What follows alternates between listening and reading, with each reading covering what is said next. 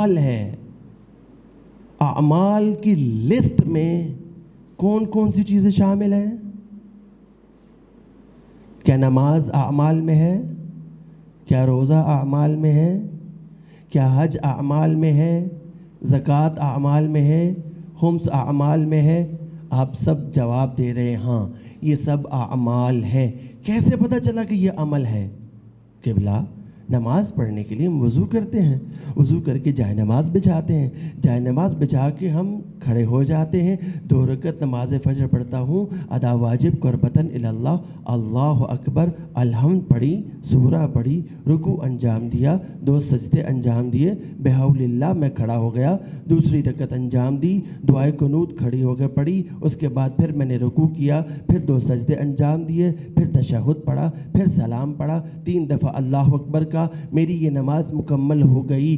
کیا میں اس کو عمل نماز کہہ سکتا ہوں؟ آپ نے کہا ہاں میں عمل نماز کہہ سکتا ہوں. اس کا مطلب ہے کہ نماز کچھ کرنے کا نام ہے, کچھ کرنے کو عمل کہا جاتا ہے. آپ روزہ رکھتے ہیں, ماہ مبارک رمضان آ گیا, آپ نے صبح سحری کی, شام میں افطاری کی, سارا دن آپ بھوکے رہے, وہ تمام حلال چیزیں جو خدا نے آپ پر حلال قرار دی تھیں, سارا دن ان کو اپنے اوپر حرام قرار دیتے ہوئے اس کی اطاعت میں بھوکے رہ کر یہ اظہار کیا کہ بار الہ چونکہ تیرا حکم ہے اس لیے یہ انجام دے رہا ہوں, اور مغرب تک میں بھوکا رہا, اس کے بعد میں نے افطار کیا, جیسے ہی میں نے کھجور کو اپنے منہ میں ڈالا خداوند کریم نے اس کھانے کو بھی ثواب میں لکھ دیا. بس پتہ چلا کہ روزہ بھی کچھ کرنے کا نام ہے. اگلا عمل کون سا ہے؟ فروع دین میں حج ہے. آپ یہاں سے سعودیہ کی ٹکٹ کٹاتے ہیں, سعودیہ چلے گئے, آپ نے طواف کیا, آپ نے حج انجام دیا, طواف کیا, طواف کے بعد آپ نے صحیح کی, صحیح کے بعد آپ نے حلق راس کیا, آپ نے قربانی دی, اس کے بعد آپ 1 مہینہ گزارنے کے بعد واپس آ گئے. اس کا مطلب ہے کہ آپ نے حج میں بھی کچھ کام انجام دیے. پتہ یہ چلا کہ عمل اسے کہتے ہیں کہ جس میں آپ کوئی کام سر انجام دیں. زکوٰۃ آپ پر واجب تھی, 9 چیزوں پر خداوند کریم نے حکم دیا ہے کہ اس پر زکوٰۃ ادا کرنی ہے. آپ نے 9 چیزوں پر اگر نصاب تھا تو واجب ہو گئی, جب واجب ہوئی تو آپ نے ادا کی, ادا کر دی. اس کے بعد خمس تھا, آپ نے اپنے مال میں سے 20% اپنی سیونگ کے اوپر سال بعد خمس ادا کیا. پتہ چلا یہ کچھ کرنے کا نام ہے. ان تمام چیزوں کو آپ اور میں عمل کہہ رہے ہیں, اعمال صالحہ کہہ رہے ہیں. لیکن مولا نے جب یہ حدیث ارشاد فرمائی تو کہا افضل الاعمال, یعنی یہ تمام کے تمام اعمال جو تم انجام دیتے ہو, نماز ہے, روزہ ہے, حج ہے, زکوٰۃ ہے, خمس ہے, جہاد ہے, امر بالمعروف ہے, اور تولا اور تبرع تک, یہ تمام کے تمام جو تم اعمال انجام دیتے ہو, ان تمام اعمالوں میں بہترین عمل یہ ہے کہ تم اپنے زمانے کے امام کا انتظار کرو. تو سوال ہے انتظار کس چیز کا نام ہے؟ آپ کا بھی دعویٰ ہے کہ میں انتظار کر رہا ہوں, میرا بھی دعویٰ ہے ہم انتظار کر رہے ہیں.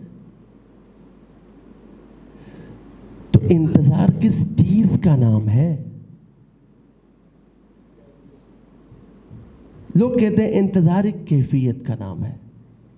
چلے مان لیا انتظار ایک کیفیت کا نام ہے. کبھی ایسا ہو صاحب اولاد تشریف فرمائے, میرے نوجوان بچے بھی تشریف فرمائے, کبھی ایسا ہو جوان بچہ یا بچی گھر آنے میں متاخر ہو, ماں کی کیا کیفیت ہوتی ہے؟ رات کے 11 بج گئے, جوان بیٹا گھر واپس نہیں آیا, ماں کی کیا کیفیت ہوتی ہے؟ اسے بستر پہ نیند نہیں آتی, اسے چین نہیں آتا, اس کے دل کو قرار نہیں آتا. آج کے دور میں موبائل آ گئے, جب موبائل نہیں تھے تو مائیں کیا کرتی تھیں؟ کبھی دروازے پر جا کر بیٹھ جاتی ہے, تھک جاتی ہے واپس بستر پہ آ جاتی ہے, کبھی کھڑکی میں جا کے کھڑی ہو جاتی ہے, کبھی اس کے ذہن میں وسوسے آتے ہیں، پتہ نہیں میرا بچہ کہاں رہ گیا، کبھی وسوسے آتے ہیں اللہ خیر کرے۔ یہ کیا کر رہی ہے؟ انتظار۔ کیا آپ اور میں زمانے کے امام کے انتظار میں اس کیفیت سے دوچار ہیں؟ ہے؟ روز جمعہ امام کے حضور آپ کا اور میرا اعمال نامہ پیش ہوتا ہے نا؟ چلیں، سارے ہفتے میں سوچ نہیں آئی، کم از کم جمعے والے دن تو ہمیں سوچ آنی چاہیے نا کہ آج میرا اعمال نامہ زمانے کے امام کے حضور پیش ہوا ہے۔ کیا جمعے والے دن ہمیں یہ ٹک ٹکی لگی ہوتی ہے کہ ہم صبح فجر کی نماز ادا کر رہے ہوں گے، یا فجر کی نماز سے پہلے ہی ہمارے کانوں میں یہ صدا آئے گی، جاء الحق وزهق الباطل ان الباطل کان زہوقا بقیت اللہ خیر لکم ان کنتم مؤمنین؟ کیا آپ کی اور میری کیفیت نماز فجر پہ جمعے والے دن ایسی ہوتی ہے؟ کون سا انتظار؟ کیسا انتظار؟ وہ فرش ازاں جو آپ کو اپنے زمانے کے امام کے بارے میں نہیں بتاتا، اسے معصومین نے اچھے الفاظ میں یاد نہیں کیا، اسے فرش ازاں کا درجہ نہیں دیا۔ موضوع نہیں ہے، ورنہ میں وہ سخت روایات پیش کرتا آپ کے ساتھ۔ بتائیے، ایک اور مثال لیجیے۔ یہاں مجلس تھی، جیسے ہی میں دروازے پر پہنچا، میں آلریڈی 15 منٹ لیٹ تھا، جیسے ہی میں دروازے پر پہنچا تو دیکھا کہ مومنین کھڑے ہیں، تمام کے تمام مومنین کھڑے ہیں۔ میں آیا تو پوچھا بھائی کیا ہوا؟ کہا کہ ہم آپ کا انتظار کر رہے تھے کہ آپ آئیں اور پھر ایک ساتھ نیچے اتر جائیں۔ کیا مجھے آپ کے باہر کھڑے ہونے سے یہ پتہ چلے گا کہ آپ منتظر ہیں؟ میں یہ شکوہ کروں گا نا کہ بھئی اگر آپ کو میرا انتظار ہی کرنا تھا تو کم از کم آپ نیچے اترتے، لائٹیں جلاتے، پنکھے چلاتے، کیمرہ آن کرتے، اپنے مائک کو آن کرتے، فرش ازاں کو بچھاتے، ایئر کنڈیشن آن کرتے، تلاوت شروع ہو چکی ہوتی، منقبت خوان منقبت پڑھ چکا ہوتا، میرے سے پہلے جس نے پڑھنا تھا اس کو آپ بٹھا چکے ہوتے۔ اگر میں 10 منٹ لیٹ ہو جاتا تو میں آپ کو فون پر بتا دیتا اور آپ منقبت گزار کو بتاتے، وہ ایک منقبت اور پڑھ لیتا۔ اب آپ مجھے بتائیں، کیا آپ باہر کھڑے ہو کر میرا انتظار کر رہے ہیں؟ آپ کے اس فعل سے مجھے یہ پتہ چلے گا کہ آپ میرے منتظر تھے؟ آپ واقعی مجلس سننے کے لیے آئے تھے؟ ہماری کیفیت ایسی ہے۔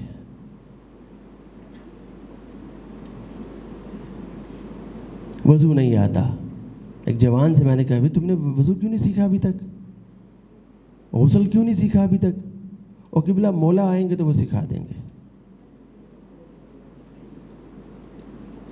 کیا زمانے کا امام نہیں پوچھے گا میرے آنے سے پہلے تم نے کیا کیا تھا؟ میرے آنے سے پہلے تم نے کیا تیاری کی تھی؟ بس پھر تیاری کیسے کریں؟ قبلہ یہ تو آپ نے تنقید کر دی کہ ہم انتظار نہیں کر رہے، انتظار کا مفہوم آپ نے بتا دیا، تیاری کیسے کریں؟ اس محرم الحرام میں زیادہ تر علی ابن مہذیار کا واقعہ آپ لوگوں نے سنا کہ وہ جو مولا کی زیارت کا شرف حاصل کیا، جس نے 22 سال بعد 22 سال مسلسل حج پر جاتا رہا کہ کہیں مولا سے ملاقات میدان عرفات میں ہو جائے، لیکن 22ویں سال جا کے ملاقات ہوئی تو مولا نے کیا کہا؟ مولا نے بتایا کہ میں نے 21 سال تم سے ملاقات کیوں نہیں کی، 3 وجہ بتائیں، توجہ کیجئے گا، پورا واقعہ سنانے کا ٹائم نہیں ہے، 3 وجہ بتائیں کہ میں نے تجھ سے ملاقات کیوں نہیں کی۔ پہلی وجہ کہا اس لیے کہ تم حب مال میں مبتلا ہو چکے تھے. جمع کرو اور جمع کرو. 10 کنال کی 1 کنال کی کوٹھی ہے, 2 کنال کی لینی ہے. 10 مرلے کا گھر ہے, 1 کنال کا لینا ہے. 2 کنال کا گھر آ گیا, اب 5 کنال کا فارم ہاؤس لینا ہے. گاڑی سے شروع ہوئے, کہاں سے؟ سوزوکی سے. چلتے چلتے ہم کہاں آ گئے؟ آٹومیٹک پہ 4x4 BMW ایک آ گئی ہے. یہ کیا ہے؟ کیا اسلام کثرت مال کا مخالف ہے؟ نہ, یاد رکھیے گا, 2 علیحدہ چیزیں ہیں. کثرت مال کا مخالف نہیں ہے. اسلام یہ کہتا ہے کہ جب خدا نے تمہیں ذہن دیا ہے اور تم تجارت کر رہے ہو, خدا نے تمہیں کثرت مال سے نوازا ہے, تو یاد رکھو اس مال کے اندر غرباء اور مساکین کا حصہ تمہیں دیا ہے. اب خدا تمہیں اوپر والا ہاتھ دیکھنا چاہتا ہے. منع نہیں کیا. کل آپ کہنے کہ بلا میری تو 10 لاکھ روپے سیلری ہے تو چھوڑ دوں نا, میری کروڑوں میں انکم ہے چھوڑ دوں؟ نہیں. تمہارے دل میں حب مال نہیں چاہیے اہل بیت کو. تمہارے پاس کثرت مال ہے, خدا نے یہ مال دے کر تمہیں آزمایا ہے کہ آیا تم یہ مال سنبھالتے ہو یا اس کا دیا ہوا مال اس کے لوگوں میں تقسیم کرتے ہو. صحیح. دوسری چیز کہا کہ دوسری چیز یہ ہے کہ تم ہمارے کمزور شیعوں پر ظلم کرتے ہو. کیفیت یہ ہے کہ جب ہم ایسی چیزیں سنتے ہیں نا, اطمینان سے ہم کیا کہتے ہیں؟ ہم ایسے نہیں ہیں, ہم ایسے نہیں ہیں. اب مجھے بتائیں, یہ جو دوسرا پوائنٹ ہے جو مولا نے ارشاد فرمایا کہ تم ہمارے کمزور شیعوں پر ظلم کرتے ہو, آپ مجھ سمیت دعوے دار ہیں کہ نہیں ہم کمزور شیعوں پہ ظلم نہیں کرتے؟ ظلم کا معنی صرف مارنا نہیں ہے. دعائے کمیل میں ہم کیا کہتے ہیں؟ ظلمت نفسی, اے اللہ میں نے اپنے نفس پر, کیا میں نے اپنے نفس کو مارا ہے؟ نا. ظلم کا معنی بہت وسیع ہے. آج ہم پریشان ہیں نا حکمرانوں سے. جس کو جہاں موقع ملتا ہے وہاں بیٹھ کے وہ فرعون بنتا ہے. ہم چھوٹے لیول پہ فرعون بنتے ہیں. ہمارے گھر میں کام والی آتی ہے, صاحب جی مہنگائی بہت ہو گئی ہے, تنخواہ بڑھا دیں. کیا جواب دیتے ہیں؟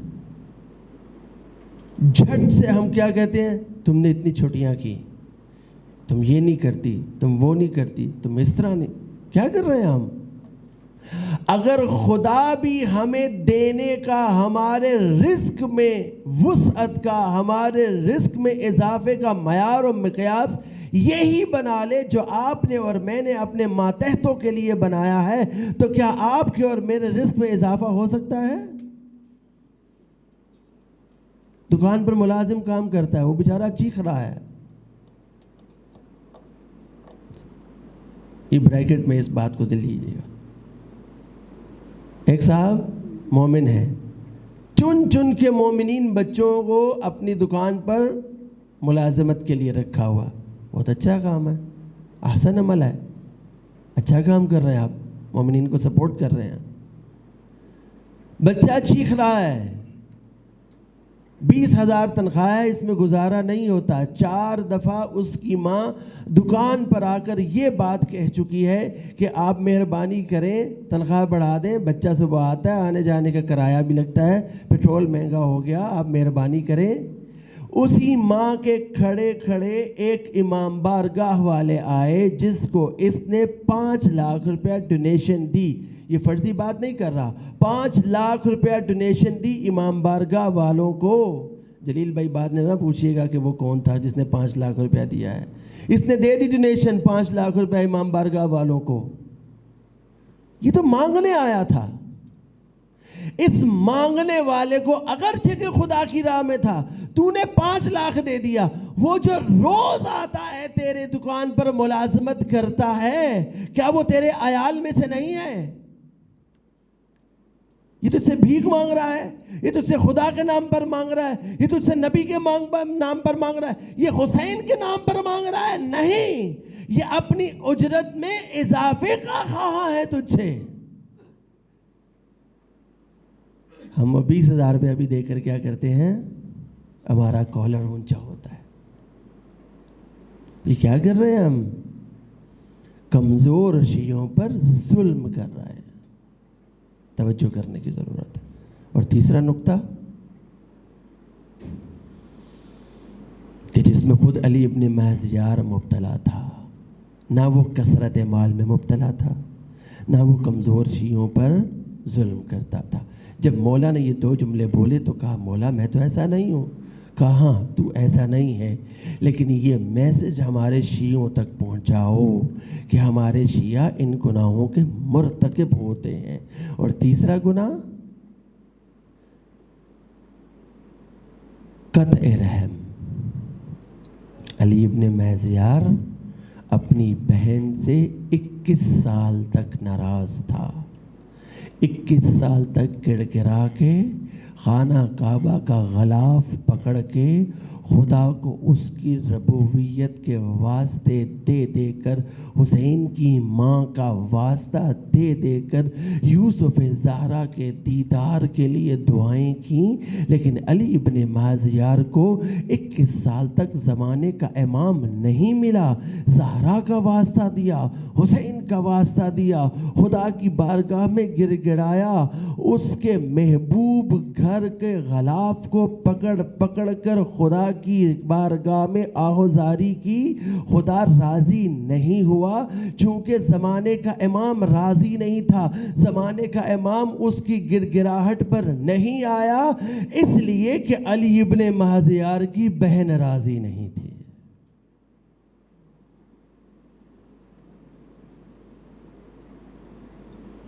وہ جو امام پوری کائنات کا مالک ہے,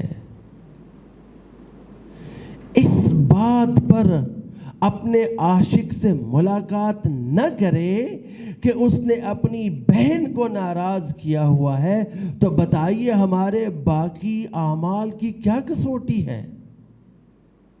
باقی اعمال کس میزان پر پرکھے جائیں گے؟ آج آپ کے اور میرے زمانے کا امام تنہا ہے, پردہ غیبت میں منتظر ہے کہ کب میرا یہ بندہ میری طرف رخ کرے گا. الاجل تو ہم بول رہے ہیں, روز درود پڑھتے ہیں, لاکھوں مرتبہ دنیا میں بولا جاتا ہے وعجل فرجہم, لیکن وعجل فرجہم کہتے ہوئے کیا میں متنبع ہوں کہ میں اپنے زمانے کے امام کو ندا دے رہا ہوں کہ مولا آ جائیں؟ ہم نے فیشن بنا لیا ہے. بچے کو بھی کہتے ہیں, چھوٹے بچوں کو درود سکھاتے, ساتھ کہتے ہیں وعجل فرجہم بھی بولو. کیا ہی اچھا ہو کہ اس کی معرفت بھی ہمیں آ جائے. حسین کے اصحاب پہ ہم واہ واہ واہ کر رہے ہیں, زمانے کے حسین کے اصحاب پر کب واہ واہ کریں گے؟ اور وہ کون ہے زمانے کے اصحاب؟ اپنے کردار کو ایسا بنائیں کہ جب زمانے کا امام آئے تو آپ کو اور مجھے ندا دے. ہم 313 میں شامل نہیں ہو سکتے, صحیح, بہت اونچے لوگ ہیں, صحیح, ان کے نام ڈیفائن ہے, بتا دیے گئے, صحیح, ان میں سے ایک بھی پاکستان میں سے نہیں ہے, صحیح, لیکن کیا یہ ستم ظریفی نہیں ہے کہ ان 313 کمانڈرز میں سے ایک بھی پاکستان سے تعلق نہیں رکھتا ہو؟ کیا مایوس ہو جائیں؟ نہ, مولا کا ہر کمانڈر اپنی فوج بنائے گا. کیوں نہ آج ہم اپنے آپ کو تیار کریں کہ مولا کے کمانڈر کی کسی فوج میں ہمارا نام آ جائے.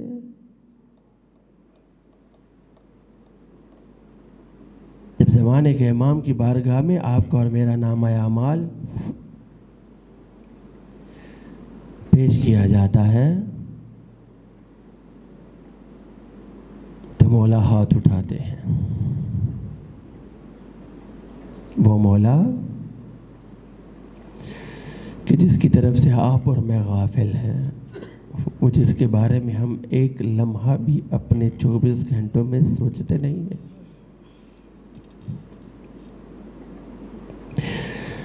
وہ ہاتھ اٹھاتا ہے، جب ہمارا نام اعمال دیکھتا ہے تو دعا کرتا ہے. اچھے اعمال دیکھتا ہے تو خدا سے دعا کرتا ہے کہ خدا اس کی توفیقات میں اضافہ فرما. اور اچھے اعمال دیکھتا ہے میرا زمانے کا امام اور دعائیں دیتا ہے. لیکن جب آپ کے میرے نام اعمال میں کوئی برا عمل دیکھتا ہے تو یوسف زہرا اپنی داڑھی کو اپنے ہاتھ میں لے کر خدا سے کہتا ہے بار الہ میری داڑھی کے صدقے میں اس کو معاف کر دے.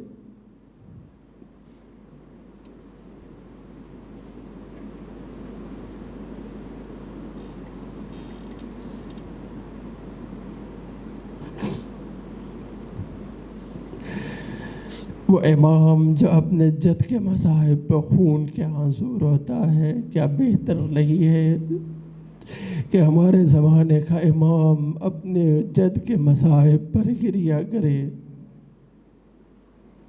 بس عزیزو، زمانے کا امام منتظر ہے کہ ہم کب اس کی طرف رخ کریں گے. امام فرماتے ہیں کہ جب کوئی چاہنے والا یا ابا صالح المہدی ادرکنی کہہ کر مجھے بلاتا ہے، ابھی یہ صدا اس کی زبان اور ہونٹوں کے درمیان ہوتی ہے، ہم جا کر اس کی صدا پر لبیک کہتے ہیں. بس عزادارو، رخ کریے امام زمانہ کی طرف، متوجہ ہو جائیے کہ زمانے کا امام زیارت ناہیہ میں کس طرح سے اپنے جد پر سلام کرتے ہیں کہ میرا سلام ہو ان رخساروں پر جو کربلا سے کوفہ اور کوفہ سے شام، جن کی رنگت اس طرح سے بدلی کہ وہ رخسار کربلا سے کوفہ اور شام تک کالے ہو گئے. آزادارو، باپ کو بیٹی سے بڑا پیار ہوتا ہے اور بیٹی بھی اپنے باپ کو بڑی عزیز ہوتی ہے. جب باپ رخصت ہوتا ہے نا گھر سے، کوئی بچہ گھر پہ موجود ہو نہ ہو، جوان بیٹی آ جائے گی، اگر گھر میں چھوٹی بیٹی آ جائے گی، باپ کو آ کر رخصت کرے گی اور باپ کے پیار کرنے والوں سے یہ بچی پیار کرے گی، ان کو اچھا سمجھے گی. لیکن اگر بچی کے سامنے کوئی باپ کو تماچا مارے تو بچی کے ذہن سے وہ کبھی چہرہ اترتا نہیں ہے. مجھے نہیں معلوم عصر عاشور جب حسین ابن علی زمین کربلا پر تھے، سکینہ دور سے دیکھ رہی تھی، شمر ابن ذوالجوشن نے خنجر کو چلانا شروع کیا. آزادارو، یہ بچی اتنی سہمی، اپنے باپ کے دشمن کو دیکھ کر ایسی سہمی کہ کربلا کے بعد کوفہ اور شام کی راہ میں جب جب یہ شمر قریب آتا تھا، سکینہ اپنے منہ پر ہاتھ رکھ لیتی تھی. کیا وجہ تھی سکینہ اپنے منہ پر ہاتھ رکھ لیتی تھی؟ عزادارو، اگر کسی کے چہرے پر ایک تماچا لگے نا تو ایک تماچے سے چہرے کی رنگت نہیں بدلتی.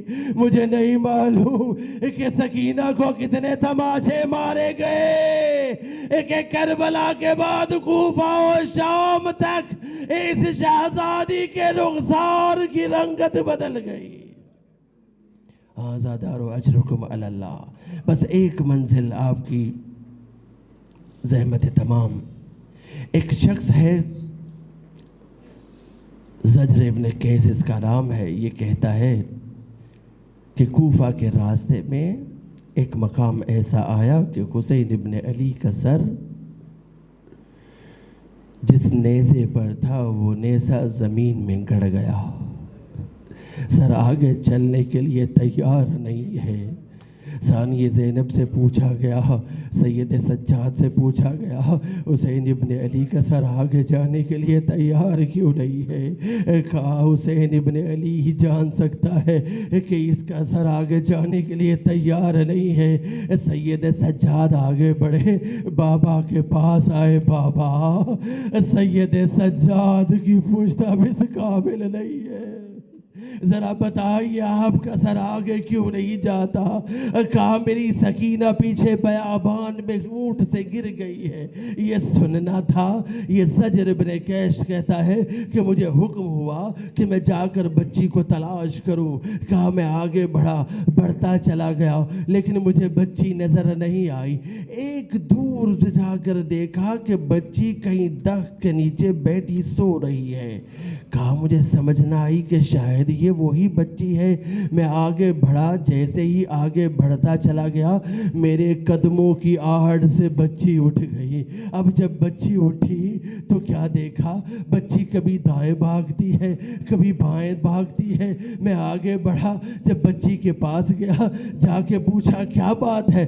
کہا میں اپنے قافلے والوں کو تلاش کر رہی ہوں اور اس نے اونچی اونچی بین کرنے شروع کیے۔ ذرا مجھے بتائیے، جب کوئی چھوٹی 4 سال کی بچی ہو اور وہ گم ہو جائے تو وہ کیسے بین کرتی ہے؟ یا اپنی ماں کو آواز دیتی ہے یا اپنے باپ کو آواز دیتی ہے؟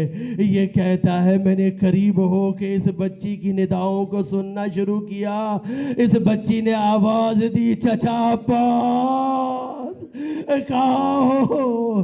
تیری سکینہ بیابان میں گر گئی ہے، آنکھیں اپنی سکینہ کا حال لو۔ کہا میں اس بچی کی طرف بڑھا، مجھے بہت غصہ آیا تھا کیونکہ گرمی اور پسینے کی وجہ سے مجھے بچی کو تلاش کرنا پڑا تھا۔ میں آگے بڑھا، مجھے سمجھ نہیں آ رہی تھی کہ میں بچی کو کس طرح سے سمجھاؤں کہ مجھے گرمی لگ رہی ہے، مجھے غصہ آیا ہوا ہے۔ میں اپنے غصے کو اتارنا چاہتا تھا لیکن سمجھ نہیں آ رہی تھی کہ میں اپنے غصے کو کیسے اتاروں۔ پتہ نہیں میرے ذہن میں کیا آیا، میں آگے بڑھا، میں نے اپنا دایاں ہاتھ بچی کے بالوں میں ڈالا، بچی کو اٹھایا، اب بچی کو تماچے مارنا شروع کیے، لیکن مجھے چین نہیں آ رہا تھا۔ میں بچی کو تماچے مارتا گیا یہاں تک کہ میں قافلے پر پہنچ گیا۔ آزادارو، اس لیے آپ کا اور میرا امام کہتا ہے سلام ہو ان رخساروں پر کہ جن کی رنگت بدلتی گئی۔ آزادارو سنیے گا بس ایک مرحلہ اور، کیا وجہ تھی سکینہ گریہ کرتی رہی؟ اور کسی بچے کا گریہ تاریخ میں کیوں نہیں ملتا؟ یاد رکھیے گا، سکینہ کا گریہ حسین ابن علی کی نصرت کے لیے تھا۔ یہ وہی گریہ تھا کہ جس نے شام کے باسیوں کو مجبور کیا۔ یہاں شام ہوتی تھی، یہاں سکینہ گریہ کرنا شروع کرتی تھی، یہاں سکینہ گریہ شروع کرتی تھی۔ یہاں کسی شامی کو خبر ہوتی تھی کہ قید خانے میں کوئی بچی ہے، رو رہی ہے، وہ شامی آتا تھا، آ کر پوچھتا تھا بھلا اس بچی کو کیا بات ہے، بھلا بچی سے بھی کوئی دشمنی ہو سکتی ہے؟ عزیزو، ہمیں موقع ملتا ہے مختلف جگہوں پر مجالس پڑھنے کا۔ آج بھی قبائل کے اندر یہ صورتحال ہے۔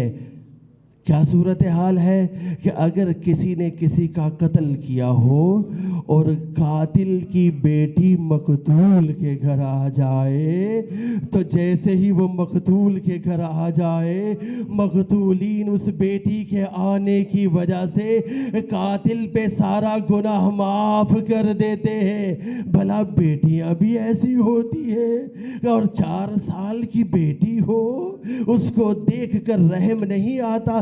جب کوئی شامی اس 4 سال کی سکینہ کو روتا ہوا دیکھتا تھا، بلا شبہ اس کے منہ سے یہ جملے نکلتے تھے کہ حسین ابن علی حق پر ہے، حسین حق پر ہے، حسین باغی نہیں ہے۔ ہاں زادارو، ایک منزل اور، یہ بچی قید خانے میں ہے، سو رہی ہے کہ اچانک اس کی آنکھ کھلتی ہے۔